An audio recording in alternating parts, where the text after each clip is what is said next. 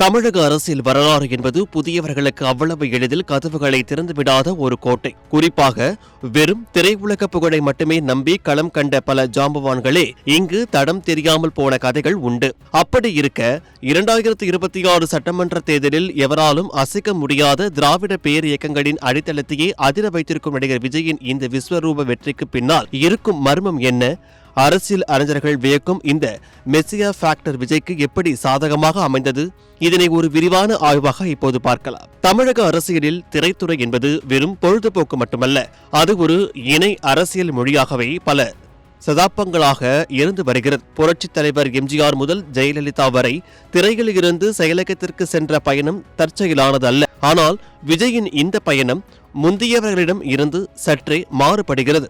அவர் தன்னை ஒரு புதிய தலைவராக மக்களிடம் அறிமுகப்படுத்த வேண்டிய அவசியமே இருக்கவில்லை. கடந்த 20 ஆண்டுகளுக்கும் மேலாக படங்களின் வாயிலாக தமிழகத்தின் ஒவ்வொரு வீட்டின் வரவேற்புக்குள்ளும் அவர் ஏற்கனவே நுழைந்து விட்டார்.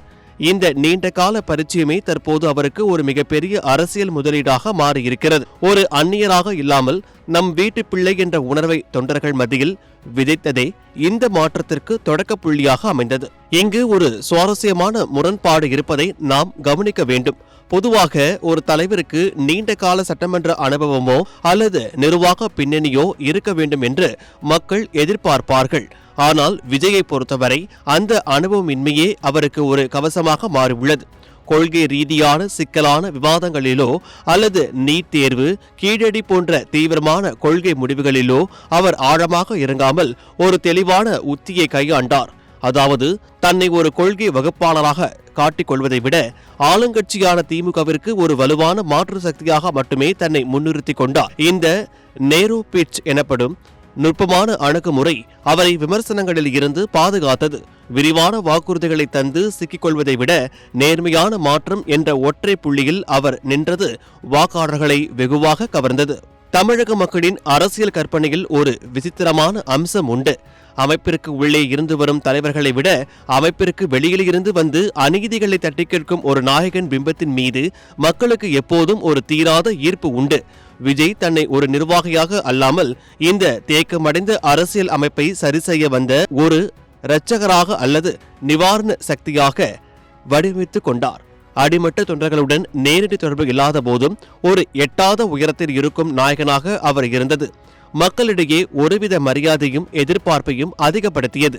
இந்த நாயகி அல்லது நாயகன் பிம்பமே திராவிட அரசியலின் நீண்டகால பயணத்திற்கு ஒரு முற்றுப்புள்ளி வைக்க உதவியிருக்கிறது. இருப்பினும் இந்த தேர்தல் வெற்றி என்பது ஒரு தொடக்கமே தவிர முடிவல்ல. குறியீட்டு அரசியலில் இருந்து நிர்வாக அரசியலுக்கு மாறும் போதுதான் விஜய்க்கு உண்மையான சவால்கள் தொடங்கும். இதுவரை வெறும் எதிர்பார்ப்பில் மூலம் வாக்குகளை கவர்ந்தவர் இனி செயலகத்தில் அமர்ந்து ஒவ்வொரு கோப்பிலும் கையெழுத்திடும் போது நிர்வாக சிக்கல்களை சந்திக்க வேண்டியிருக்கும். எதிர்க்கட்சிகள் ஏற்கனவே தங்களது அரசியல் ஆயுதங்களை தீட்ட தொடங்கிவிட்டன. மக்களோ ஒரு மிகப்பெரிய மாற்றத்தை எதிர்பார்த்து அவருக்கு இந்த வாய்ப்பை வழங்கி உள்ளனர். தமிழக அரசியல் வரலாற்றில் ஒரு புதிய அத்தியாயத்தை விஜய் எழுத தொடங்கிவிட்டாலும் அந்த அத்தியாயம் வெற்றிகரமான ஆட்சியாக மலருமா என்பதை அவரது வரும் கால செயல்பாடுகளை தீர்மானிக்கும்.